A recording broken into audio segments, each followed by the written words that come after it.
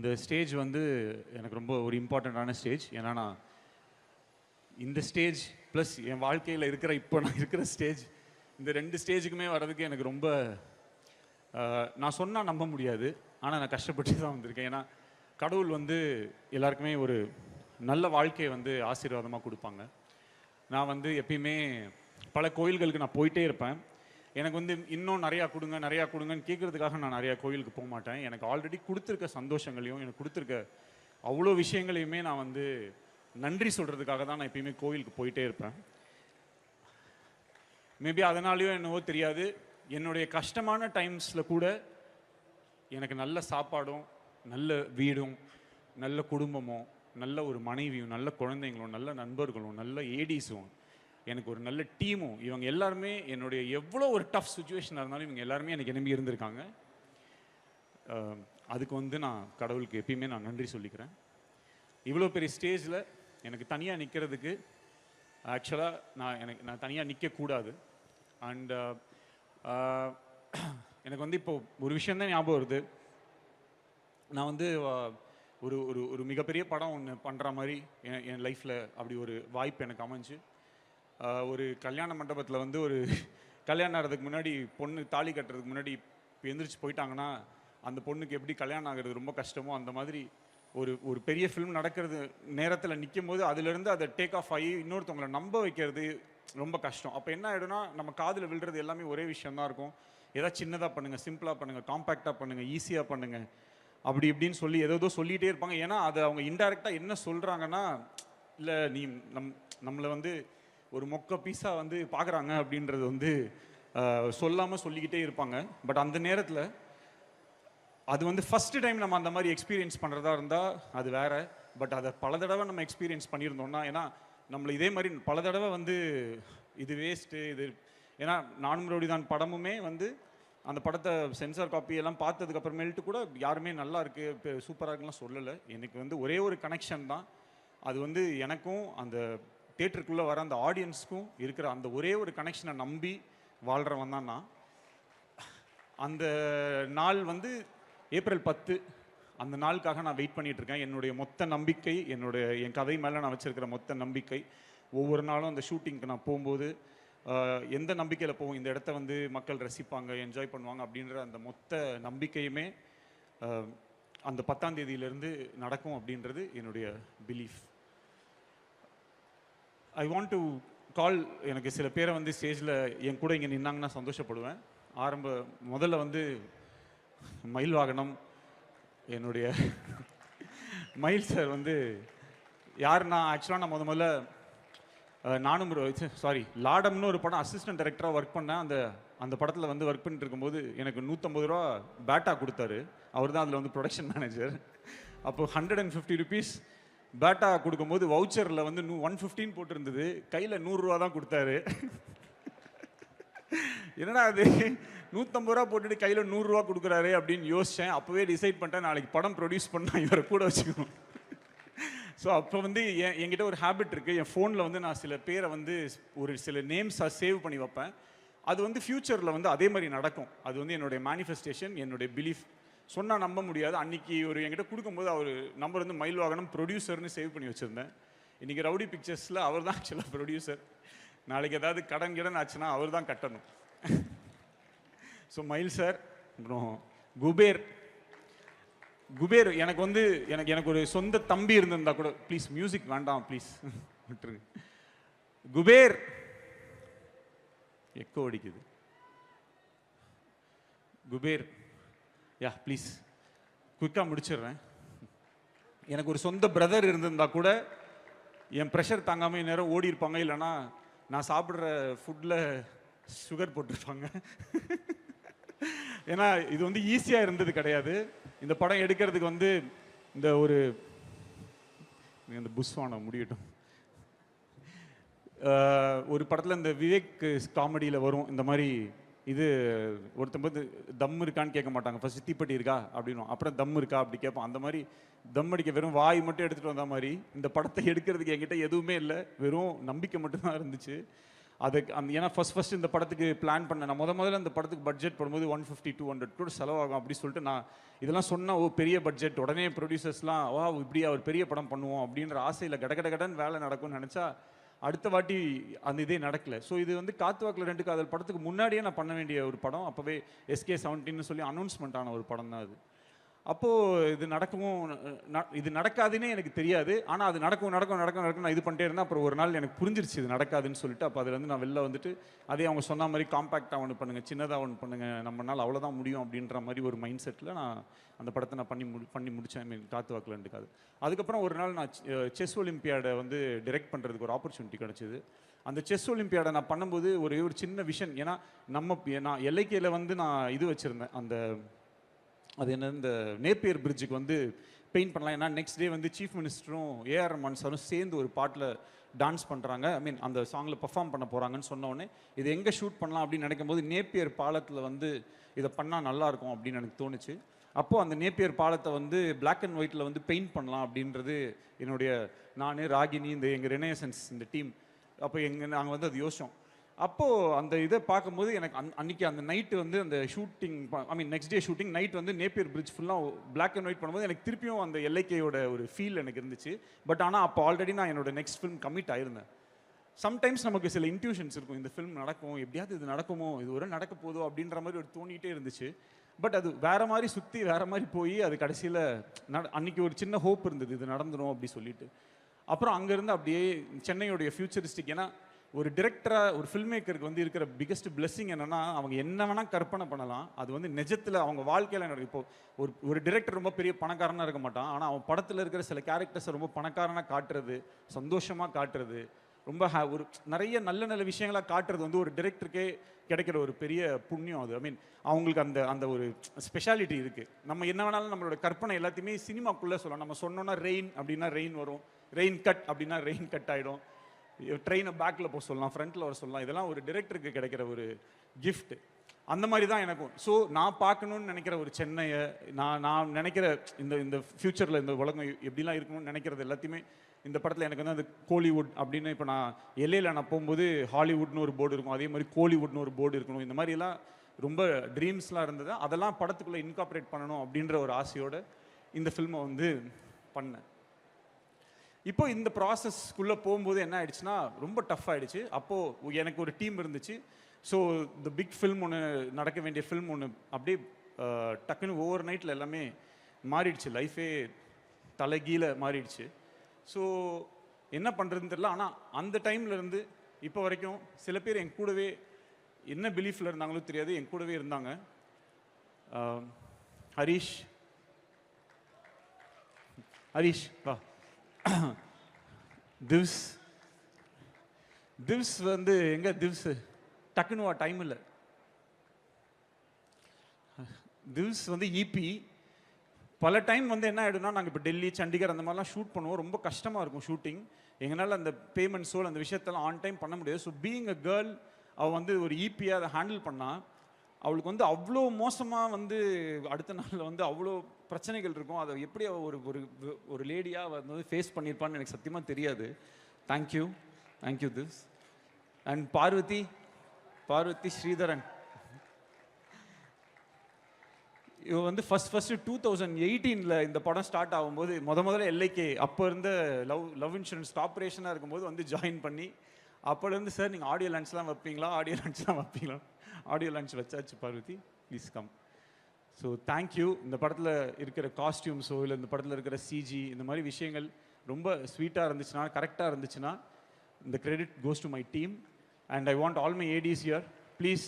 Binu and Prasanna வந்து Pradeep sir வந்து அவங்க படத்துக்கு செலக்ட் பண்ணி வச்சிருந்த AD.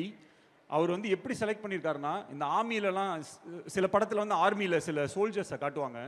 அவங்க எப்படின்னா அந்த ஒரு ரொம்ப இக்கட்டான சூழ்நிலை இருக்கும், இந்த நேரத்தில் யாராவது ஒருத்தர் போய் அவங்க உயிரை கொடுத்து மொத்த பேரையுமே காப்பாற்றணும்னு ஒரு 2 பேர் இருப்பாங்க. சார் நான் போகிறேன் சார் சொல்லிட்டு போய் டமட்டமன்னு ஷூட் பண்ணி அவங்க இறந்துருவாங்க. அந்த மாதிரி ஒரு 2 பேர் தான் இந்த பினு, இந்த பிரசனம். இவங்களை வந்து அவர் கண்டுபிடிச்சி வச்சிருக்காருன்னா அவருடைய புத்திசாலித்தனத்தை பாருங்க. ஜெகன் சார், செல்வா, திவாகர், ADஸ்னா எல்லாம் ப்ளீஸ்டா, டைம் இல்லைடா, போலீஸ் வர எதுவும் சொல்லலாம்டா. லெனின், ஒன் ஆஃப் த இவனெல்லாம் பெரிய டைரக்டர் ஆகிடுவான். இப்போயே என் ஸ்டேஜில் ஒரு அடி பார்த்துருங்க. லெனின், திவாகர், எது இது பாலா, நம்ம டீம் மட்டும் அப்படி வந்துருங்களேன் ஃபாஸ்ட்டாக ப்ளீஸ். அஜித், அஜித் வா, அஜித் அஜித் அஜித் அஜித் வா. அந்த இதில் ஒரு பரிதாபங்களில் ஒரு இது வரும்ல, 10 ரூபா 30 ரூபாய்க்கு வேலை செய்வான் 3 நாள் ஷார்ட்ஸ். அந்த மாதிரி இவன் வேலை செஞ்சதுக்கெலாம் நான் கொடுக்கணுன்னா மொத்தம் இந்த படத்தோட மொத்த பட்ஜெட் இவங்ககிட்டே கொடுத்துடலாம். ஏன்னா அவ்வளோ வேலை செஞ்சுருக்கான் அந்த பையன். Thank you thank you Ajith, thank you so much. So yeah, இப்போது இந்த படத்தை இப்போ ஆண்டனி கம் இது அப்புறம் இந்த படத்தை எடிட் பண்ணுறதுக்கு நான் ரொம்ப கஷ்டப்பட்டேன். ஏன்னா எனக்கு வந்து என்கிட்ட எல்லாமே இருந்துச்சு, கான்ஃபிடன்ஸ் மட்டும் பெருசாக இல்லை. ஏன்னா இவங்களை தவிர வேறு யாருக்குமே என் மேலே வந்து பெரிய ஒரு கான்ஃபிடென்ட் இருக்க மாதிரி எனக்கு தெரியல. எல்லாத்துலேயுமே ஏதோ டவுட் இருக்க மாதிரி இருக்கும். ஸோ பிரதீப் ராகவ் கிட்ட வந்து நான் ப்ளீஸ் ப்ரோ வந்துங்க, பிரதீப் ராகவ் கிட்ட நான் ஒரு வெர்ஷன் பண்ணுவேன், கட் பண்ணுவேன், இது பண்ணுவேன், அது பண்ணுவேன். கிட்டத்தட்ட வேர்ல்டு ரெக்கார்டு ஒரு எப்படியும் 100 வெர்ஷன்ஸ் பண்ணியிருப்போம். இப்போது ட்ரெய்லருக்கு ஒரு எப்படியும் ஒரு 500 கட்டாது பண்ணியிருப்போம். அவ்வளோ இதை பண்ணி எனக்கு வந்து ஹெல்ப் பண்ணார். ஒரு ஆக்சுவலாக ஒரு கோ டைரக்டர் மாதிரி அதில் இருக்கிற கதையில் இருக்கக்கூடிய நிறையா ஓட்டைகள் ஒரு இதில் எல்லாமே ரொம்ப I really enjoy working with as a human being. Also is a great friend to me. So இது எல்லாமே இவங்க எல்லாருமே சேர்ந்து இந்த ஃபில்மை வந்து நான் எடுக்கிறதுக்கு வந்து எனக்கு பயங்கரமாக ஹெல்ப் பண்ணிட்டாங்க.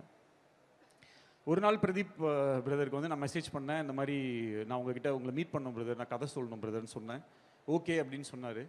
அப்போ போயிட்டு நான் சொல்லும்போது அவருக்கு வந்து ஸ்கிரிப்ட் ரொம்ப பிடிச்சிருந்துச்சு. அதுலேருந்து எண்ணி 2வது நாள் சொல்லிட்டாரு. அதுக்கப்புறம் ஓகே அப்படின்னு சொல்லிட்டு ஆரம்பிச்சிட்டோம். அப்போ ப்ரொடியூசர்ஸ் இந்த மாதிரி விஷயங்கள்லாம் செட் ஆகலை. அப்போது ஒரு இப்போ பர்டிகுலர் ப்ரொடக்ஷனில் பேசியிருந்தோம். அங்கே வந்து பயங்கரமான பட்ஜெட், பெரிய பட்ஜெட் சொல்லி என்னடா டிலே ஆகிட்டே போகுது. ஏன்னா ஆல்ரெடி அந்த ஃபிலிம் வேறு நடக்கலை, என்னடா இது அப்படின்னு சொல்லி எனக்கு ரொம்ப கஷ்டமாயிடுச்சு.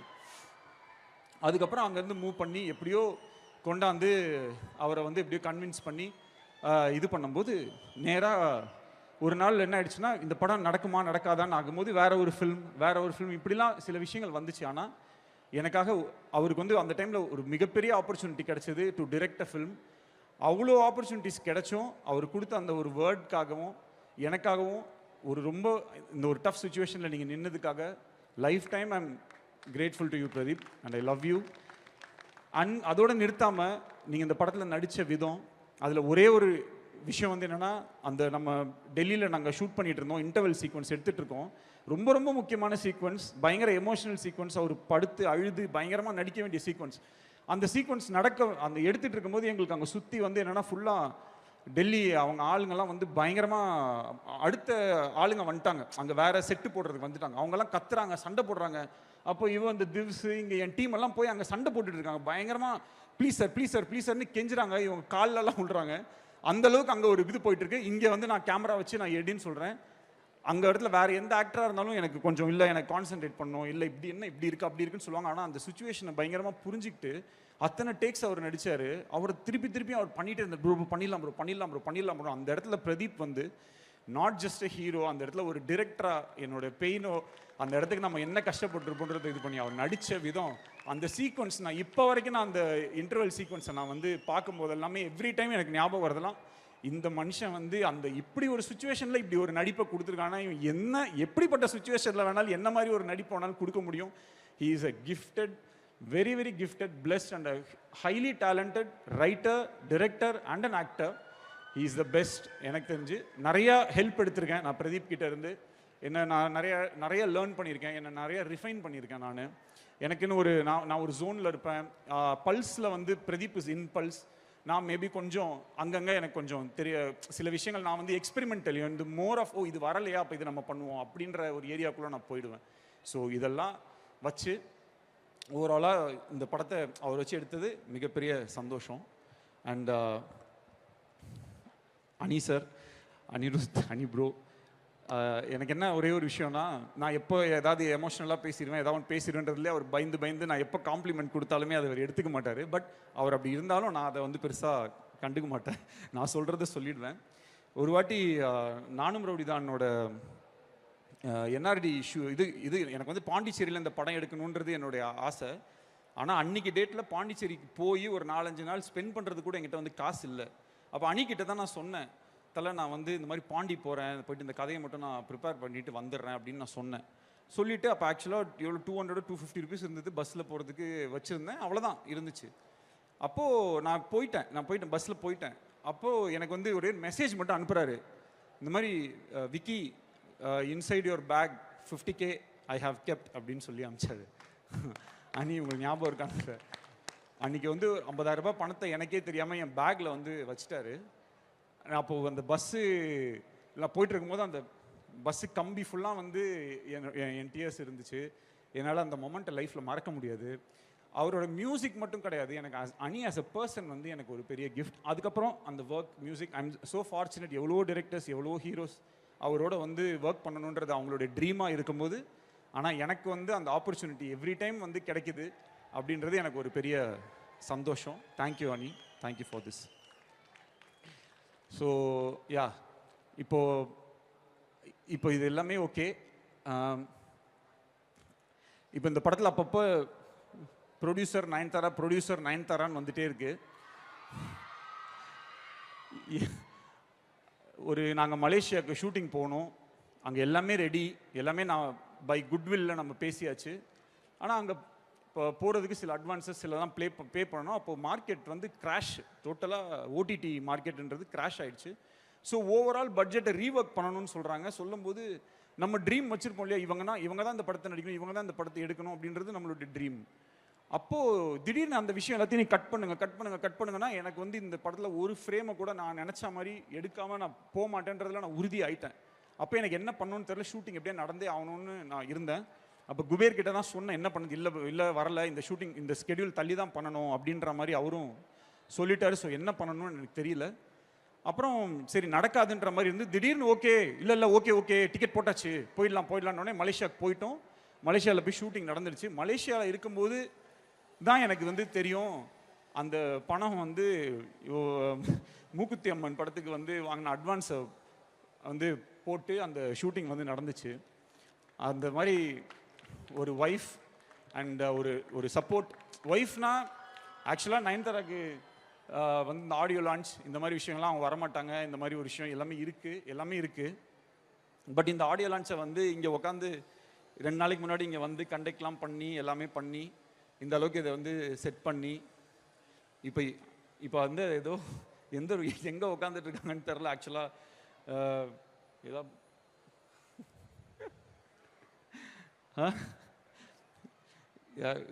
இது பண்ண முடியுமா? ஏன்னா இங்கே தான் இருக்காங்க. இங்கே இருக்காங்களா சார்? ஏன்னா இல்லை இங்கே தான், ஏன்னா இது என்ன இஃப் பாசிபிள் யாராவது ஒரு குபேர் யாராவது ஒருத்தர் கூப்பிட்டு வர முடியுமா ப்ளீஸ் எனக்காக? Oh my God.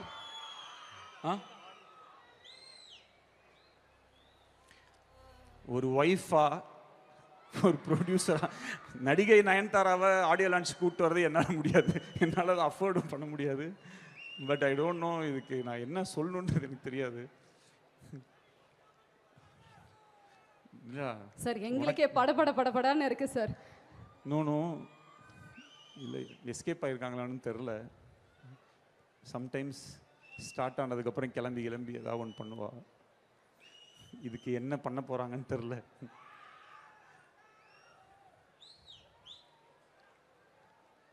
இருக்காங்களா? ஓய், ஓ மை காட்.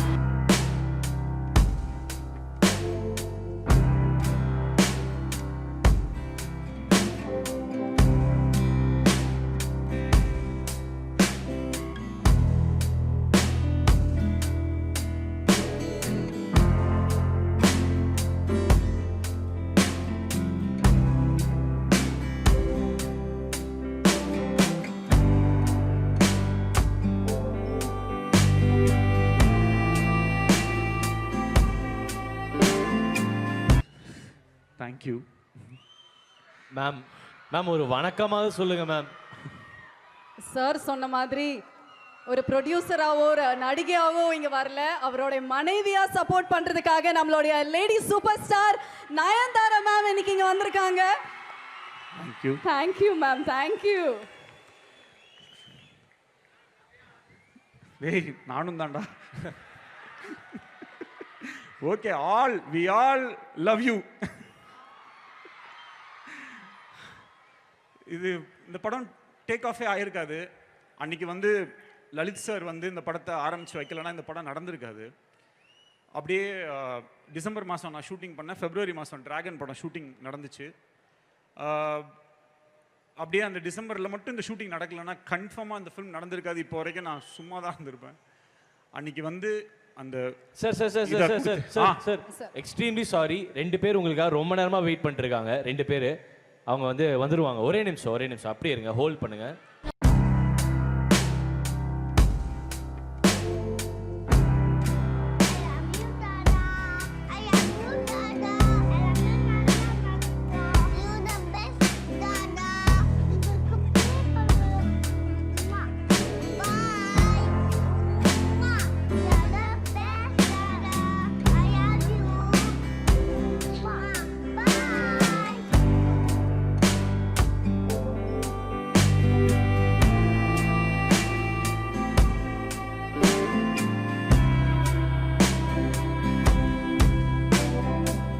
இங்கே கூப்பிட்டு வந்துட்டாங்களோன்னு நினச்சி பயந்து.